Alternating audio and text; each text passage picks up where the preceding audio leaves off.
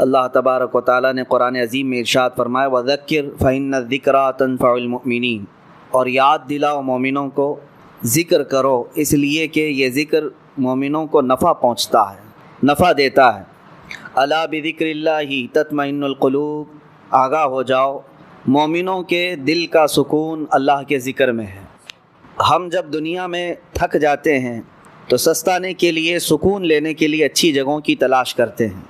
نبی پاک صلی اللہ تعالیٰ علیہ وسلم مسجد نبوی شریف میں ایک مرتبہ تشریف لائے تو دیکھا 2 محفلیں لگی ہوئی تھیں صحابہ کی۔ ایک محفل ایسی تھی جس میں صحابہ اکرام اللہ کا ذکر کر رہے تھے، اور ایک محفل ایسی تھی جس میں صحابہ اکرام علم حاصل کر رہے تھے، یعنی علم دین سیکھ رہے تھے، سکھا رہے تھے آپس میں ایک دوسرے کو۔ نبی پاک صلی اللہ تعالیٰ علیہ وسلم جب وہاں سے گزرے تو اپنے ساتھ ایک صحابی تھے، ان سے ارشاد فرمایا جب تم اللہ کے باغیچوں کے پاس سے گزرو تو کچھ پھل کھا لیا کرو، جب تم اللہ کے باغیچوں کے پاس سے گزرو تو کچھ پھل کھا لیا کرو۔ صحابہ اکرام نے عرض کیا یا رسول اللہ، اللہ کے باغیچے کیا ہیں اور پھل کیا ہے؟ نبی پاک صلی اللہ علیہ وسلم نے فرمایا مسجد میں لگی ہوئی یہ محفل اللہ کے باغیچے ہیں، اور جو یہاں سے گزرا یا اس میں شرکت کیا گویا کہ اس نے اللہ کے باغیچوں میں سے پھل کھا لیا۔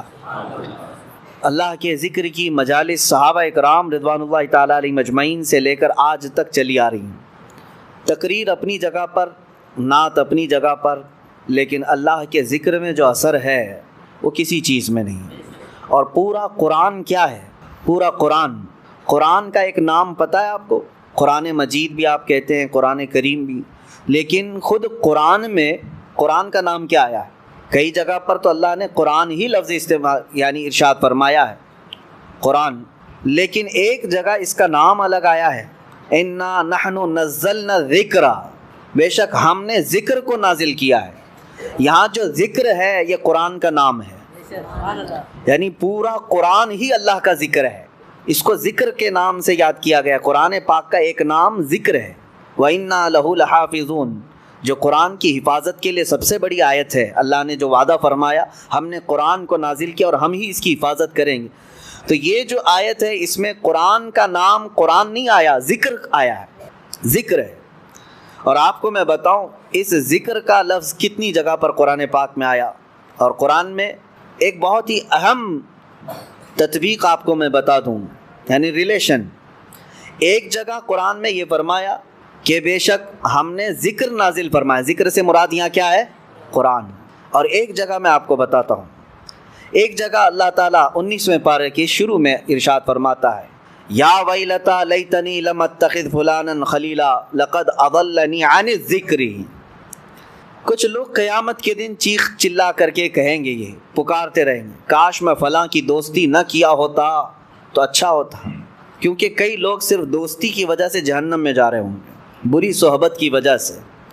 لیکن وہاں پر جو بندہ یہ کہے گا یا ویلتا لیتنی لم اتخذ فلانا خلیلا، فلاں کو میں دوست نہیں بنایا ہوتا تو اچھا ہوتا، تو وہ دوست اس کو کیا کیا تھا ایسا دنیا میں جس کی وجہ سے وہ وہاں واویلا مچا رہا ہے قیامت کے دن؟ اس کے ساتھ کیا ایسا دھوکہ کیا تھا اس نے، دوست نے کیا کیا تھا؟ گمراہ کیا یا کس چیز پر مبتلا کر دیا، جھوٹ پر یا کسی اور گناہ پر؟ نہیں، وہ بندہ خود ہی پکار کر کہہ رہا ہے قیامت کے دن۔ اس کی دوستی سے سب سے بڑا نقصان ہوا کیا؟ وہ کہتا ہے لقد اضلنی عن الذکر، مجھے اس بندے نے ذکر سے روک دیا تھا، ذکر سے روک دیا تھا۔ قیامت کے دن یہ خود جو جہنم میں جا رہا ہے وہ کہے گا کہ مجھے اس نے ذکر سے روک دیا تھا۔ اب مفسرین فرماتے ہیں وہاں کون سا ذکر مراد ہے؟ ایک تو قرآن کا نام ذکر ہے، اور ایک جو قیامت کے دن بندہ کہہ رہا ہے مجھے فلاں کی دوستی نے جہنم تک پہنچانے کا راستہ آسان کر دیا، میں اس کی دوستی نہ کرتا تو اچھا ہوتا۔ کیوں؟ اس لیے کہ اس نے مجھے ذکر سے روکا۔ وہ کون سا ذکر ہے؟ مفسرین فرماتے ہیں وہاں ذکر سے مراد محمد رسول اللہ کی ذات ہے۔ حیرت کی بات نہیں ہے، ایک جگہ پورے قرآن کا نام ذکر ہے اور ایک جگہ میرے آقا کا نام ذکر ہے۔ پتہ یہ چلا کہ قرآن پڑھو تو ذکر الہی ہے، نعت رسول پڑھو تو بھی ذکر الہی۔ اسی کو اعلیٰ حضرت نے کیا فرمایا ہے؟ ذکر خدا جو ان سے جدا چاہو نجدیو، ذکر خدا جو ان سے جدا چاہو نجدیو واللہ ذکر حق نہیں کنجی سقر کی ہے. مطلب کیا ہے؟ سقر جہنم کو کہتے ہیں. اگر کوئی یہ کہتا ہے کہ اللہ اللہ اللہ اللہ کہنے کا نام ذکر ہے، اعلیٰ حضرت فرماتے ہیں ذکر حق نہیں. اگر تو حضور کو چھوڑ کر کے کرنا چاہے ذکر، یہ ذکر نہیں، کنجی سقر کی ہے، یہ جہنم کی چابی ہے. بے ان کے واسطے خدا کچھ عطا کرے، ہاشا، غلط غلط، یہ ہوس بے بصر کی ہے.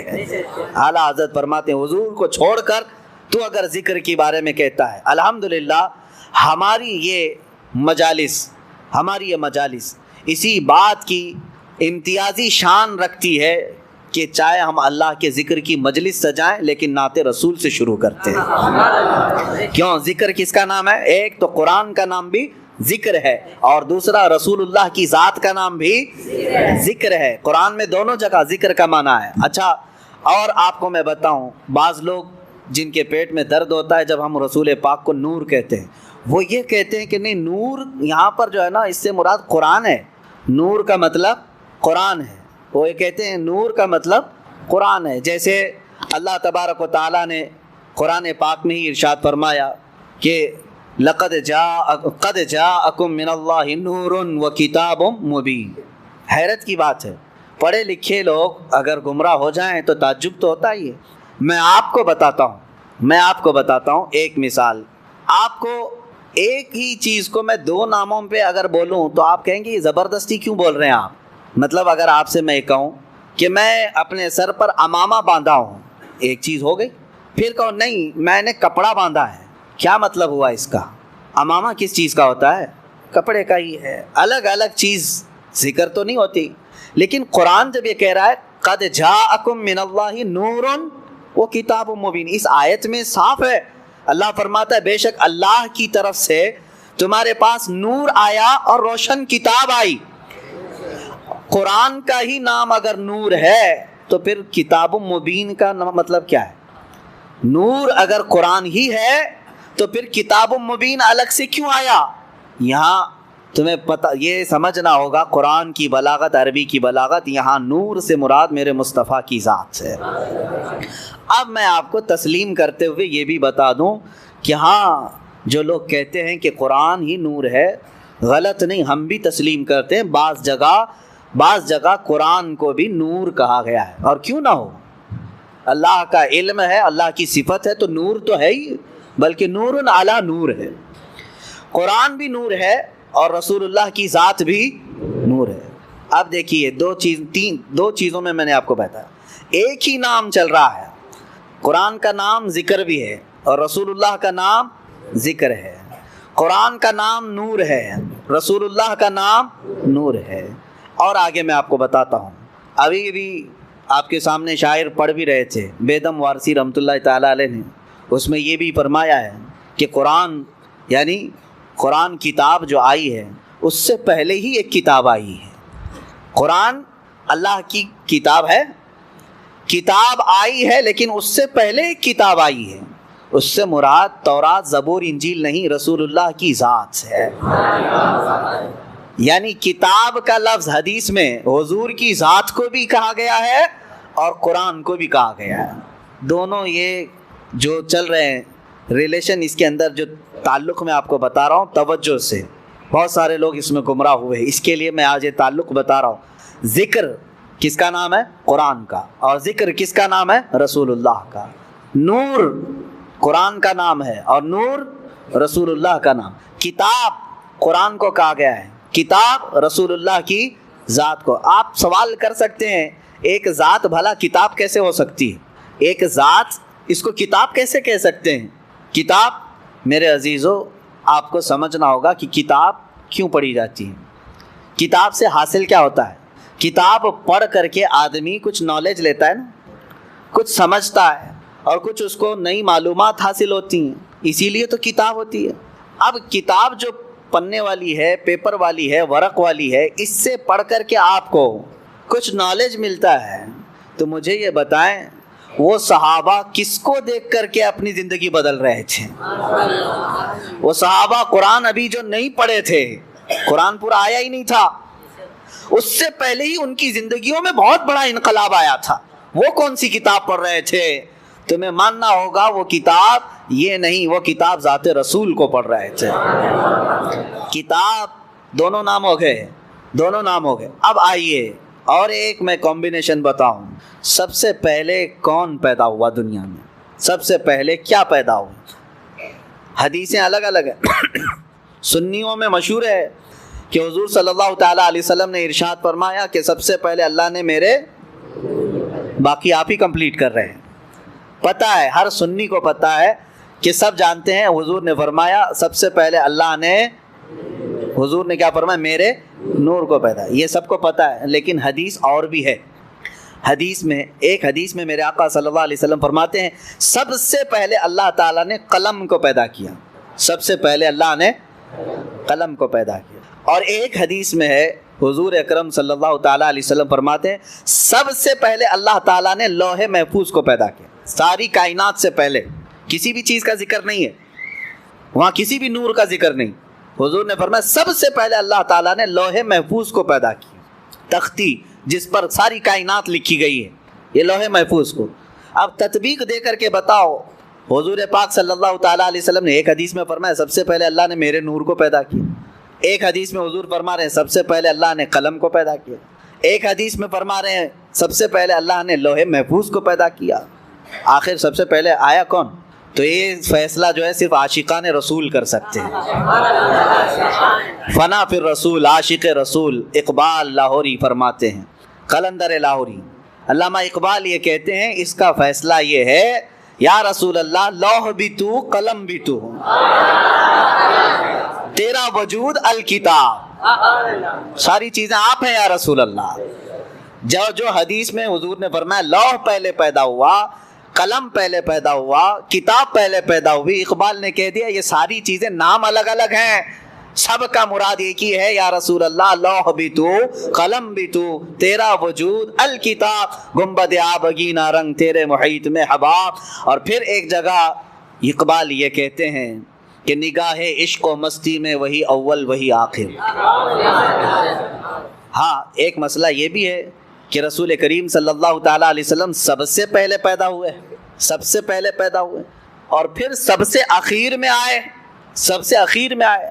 اس کو بعض شارحین یوں کہتے ہیں کہ بیج زمین میں بویا جاتا ہے، زمین میں سب سے پہلی چیز کیا ہوئی؟ بیج، بیج سے پودا نکلا، پودے سے شاخیں بڑھتی گئی، درخت ہو گیا، درخت ہو جانے کے بعد ٹہنیاں، پتے، پھر اس کے بعد پھول لگے، پھول کے بعد پھل آئے اور پھل کے بعد اندر کیا نکلا؟ بیج۔ یعنی اس درخت کی آخری چیز وہی بیج ہے جو زمین میں ہم نے بویا تھا، جو زمین میں بیج تھا وہی پکنے کے بعد آخر میں وہی بیج آیا۔ تو اقبال یہ کہتے ہیں نگاہ عشق و مستی میں وہی اول وہی آخر۔ اب جو رسول اللہ صلی اللہ تعالیٰ علیہ وسلم کی حدیثیں ہیں اس میں ایک بات کی طرف میں آپ کو لے کر کے آ رہا ہوں، ذکر کیا ہے، کتاب کیا ہے، نور کیا ہے، لوح کیا ہے، قلم کیا ہے؟ اقبال کہتے ہیں نگاہ عشق و مستی میں وہی اول وہی آخر، وہی قرآن وہی فرقان وہی یاسین وہی طٰہٰ، سب ذات رسول اللہ صلی اللہ تعالیٰ علیہ وسلم کی طرف ہے۔ بہرحال میرے عزیزو، ذکر الہی میں اگر نبی پاک صلی اللہ تعالیٰ علیہ وسلم کا ذکر نہ ہو تو پھر وہ ذکر کی مجلس ہی نہیں ہے، ذکر کی مجلس ہی نہیں ہے۔ اور اگر کوئی پہنچا ہوا آدمی دعویٰ کرتا ہے کہ فلاں بہت پہنچے ہوئے ہیں، اللہ والے ہیں، اور ان کے اندر شریعت ہے ہی نہیں، میرے آقا صلی اللہ علیہ وسلم کی محبت ہے ہی نہیں، تو سمجھ لینا کہ وہ کھلا شیطان ہے۔ چاہے وہ تمہارے سامنے شعبدہ بازی کر کے دکھائے، جس کو تم کرامت سمجھتے ہوں گے، آسمان میں اڑ کر کے دکھائے، پانی میں چل کر کے دکھائے، اگر میرے مصطفیٰ کی محبت نہیں تو وہ شیطان ہے، وہ شیطان ہے۔ کیوں؟ اعلیٰ حضرت نے بھی فرمایا بخدا خدا کا یہی ہے در، اللہ تک پہنچنا ہے تو میرے مصطفیٰ کی ذات سے ہی جانا ہوگا، نہیں اور کوئی مفر مقر، جو وہاں سے ہو یہیں آ کے ہو، جو یہاں نہیں تو وہاں نہیں۔ حضور پاک صلی اللہ تعالیٰ علیہ وسلم کی طرف ہم سب کو چلنا ہے۔ عزیزان گرامی وقار، میں تقریر کی غرض سے نہیں بیٹھا، اب مجلس ذکر ہماری قائم کرنی ہے، اس سے پہلے دلوں کو گرم ہونا بھی ضروری ہے، اور ہمیں پتہ ہے سنیوں کے دل گرم ہوتے ہیں تو نام مصطفیٰ سے ہوتے ہیں، اور جب تڑپ پیدا ہو جائے میرے مصطفیٰ کی محبت کی تو دل جب کھل جاتا ہے اور اللہ کے ذکر کی برکتیں اس میں اترنے لگتی ہیں۔ جو بند دل ہیں یا زنگ آلود ہیں، اس کو چھانٹنے کے لیے میرے مصطفیٰ کا ذکر کافی ہے۔ جس کے سینے میں محبت مصطفیٰ ہو وہ یاد آتے ہی اس کا دل مچلنے لگتا ہے، دل دھڑکنے لگتا ہے، اور جب دل دھڑکنے لگے تو اس گرما گرمی میں ہی اسے سب کچھ دیا جاتا ہے۔ آپ کو پتہ ہے بہت ساری چیزیں نقش کرنے کے لیے تپانا پڑتا ہے۔ ہاں، سونے کو نقش کرنے کے لیے پہلے آگ میں تپایا جاتا ہے، جب وہ گرم ہو جائے تو چھوٹی سی ہتھوڑی سے اس پر اچھا خاصا نقش بن جاتا ہے۔ تو ہمیں پہلے اپنے دل کو تپانا ہے عشق مصطفیٰ میں، پھر ذکر الہی کی ضرب لگاؤ اس دل پر، دیکھنا پھر نقش بنتا چلا جائے گا۔ لیکن جتنے بھی اذکار ہیں، جتنے بھی ذکر آپ کریں گے، بے عشق مصطفیٰ کے کچھ نہیں۔ ہمارے بزرگوں نے فرمایا بہت سارے مدرسے ہیں آج، ہاں، حضور کی گستاخی بھی کرتے ہیں اور بخاری بھی پڑھاتے ہیں، حضور پاک صلی اللہ تعالیٰ علیہ وسلم کی توہین بھی چلتی ہے، حضور کو ہلکا جانتے ہیں، کبھی بڑا بھائی، کبھی پیٹھ پیچھے کا علم نہیں، یہ ساری باتیں، لیکن پھر حضور کی حدیثیں بھی پڑھتے ہیں، وہ بخاری بھی یاد ہے ان کو۔ یہ کیا مسئلہ ہے؟ تو ان کے لیے کہا گیا یہ صرف اور صرف اوپر کا مسئلہ ہے، بے عشق مصطفیٰ پڑھتے ہیں جو بخاری۔ ہمارے بزرگوں نے فرمایا بے عشق مصطفیٰ پڑھتے ہیں جو بخاری، آتا ہے بخار ان کو، آتی نہیں بخاری۔ بخاری کا مطلب یہ نہیں ہے کہ انما الاعمال بالنیات پڑھ دیا، کلمتان حبیبتان الی الرحمن حدیث پڑھ دیا۔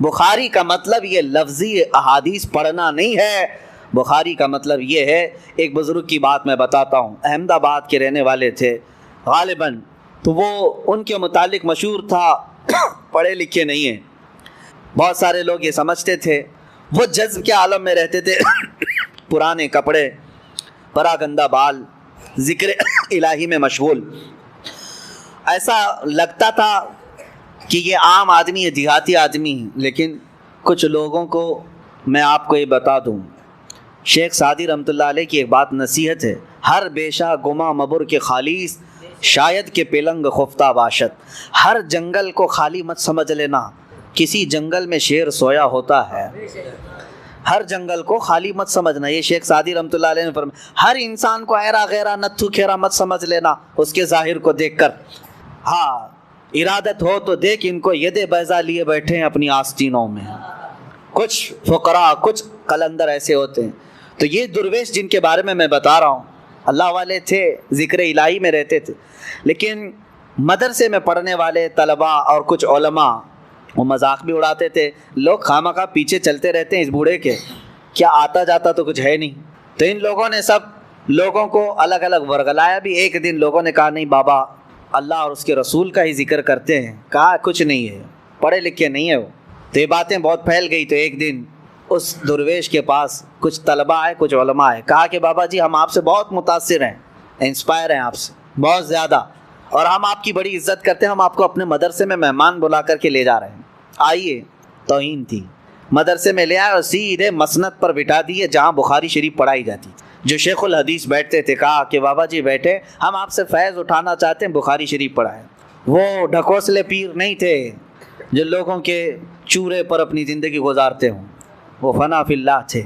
یہ اور بات ہے کہ ظاہراً ان کے خد و خال غریبوں سے نظر آتے تھے، بیٹھے، کہا کہ بیٹا میری یہ مجال نہیں ہے، یہ میرا میدان نہیں ہے، مجھے اس سے دور رکھو۔ انہوں نے کہا نہیں، بڑا چرچا آپ کا ہے، آج آپ کو بخاری پڑھانا ہی، بخاری پڑھانی ہے۔ بہت ضد کیا، اصرار کیا، تو انہوں نے بخاری شریف کھول دی۔ سارے طلباء بھی تھے، علماء بھی تھے، بڑے بڑے علماء بیٹھے ہوئے تھے۔ اب اس مرد حق، مرد قلندر نے جو بخاری شریف کو شروع کیا، ان عمر رضی اللہ تعالیٰ عنہ قال قال رسول اللہ صلی اللہ علیہ وسلم انما الاعمال بالنیات، یہاں سے شروع کیا، حدیث پڑھتے رہے۔ بخاری شریف کی حدیثیں ایک جلد، دو جلد، تقریباً کئی ہزار حدیثیں ہیں، جا کر کے آخری حدیث کلمتان حبیبتان الی الرحمن خفیفتان علی اللسان ثقیلتان فی المیزان سبحان اللہ و بحمدہ سبحان اللہ العظیم، بخاری شریف کی ختم تک پہنچ گئے۔ حدیث روایت کے ساتھ، سند کے ساتھ، صحابہ کے ناموں کے ساتھ پوری حدیثیں۔ میرے عزیزو، یہ گھنٹے دو گھنٹے کی بات نہیں، پوری بخاری پڑھنے کے لیے کم از کم میں فاسٹ بھی پڑھوں، قرآن کو سنانے کے لیے 30 دن لگ جاتے ہیں، بخاری شریف اس سے بھی زیادہ ہے۔ قرآن شریف میں 30 پارے ہیں، تلاوت سے ہو جائیں گے، بخاری شریف میں سندیں پڑھتے پڑھتے وقت ہو جائے گا. اگر اسی طرح 1 گھنٹے کی تراویح کا معاملہ ہو تو بخاری کو سنانے کے لیے 2 مہینے لگ جائیں گے. انہوں نے ایک مجلس میں پوری سنائی, سب کپڑے پھاڑنے لگ گئے, چیخنے لگ گئے, چلانے لگ گئے, اور اس کے بعد وہ اپنا عصا اٹھائے اور کھڑے ہو گئے.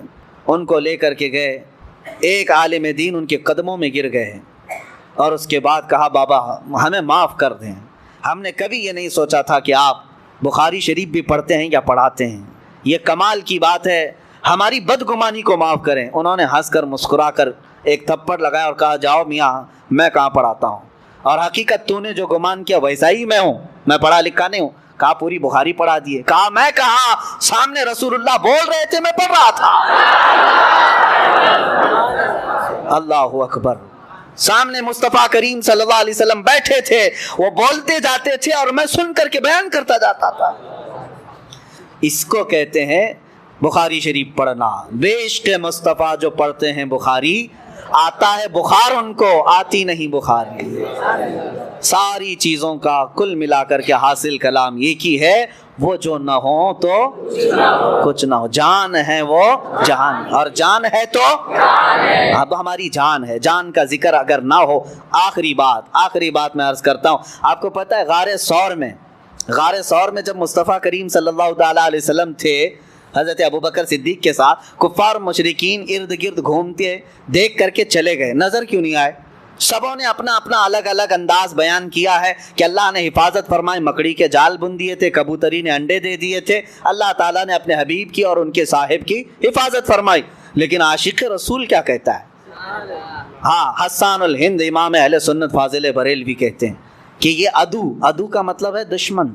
ہاں, عدو دشمن کو کہتے ہیں. جان ہے, جان کیا نظر آئے, جان ہے جان کیا نظر آئے, کیوں عدو گرد غار پھرتے ہیں.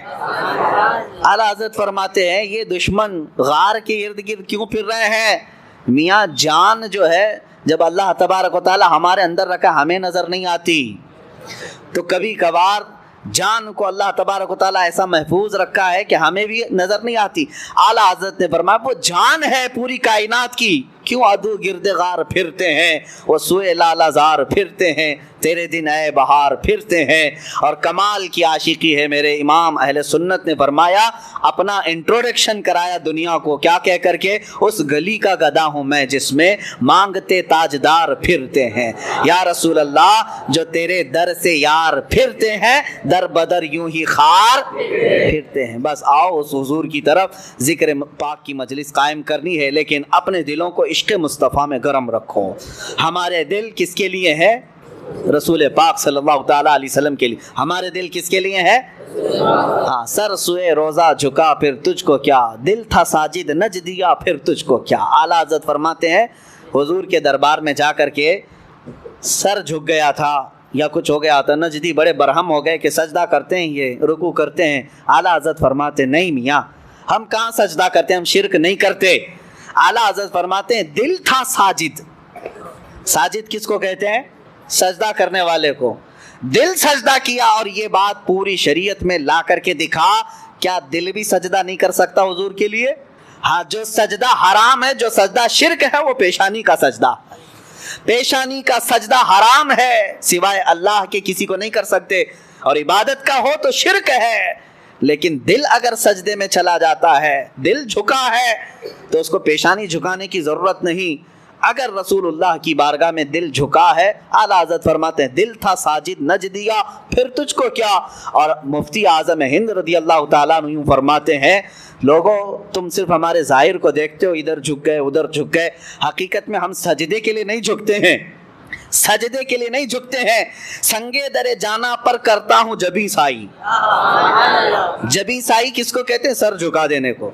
ہاں, میرے مصطفیٰ کے دربار پر سر جھک جاتا ہے, اس کا مطلب سجدے کے لیے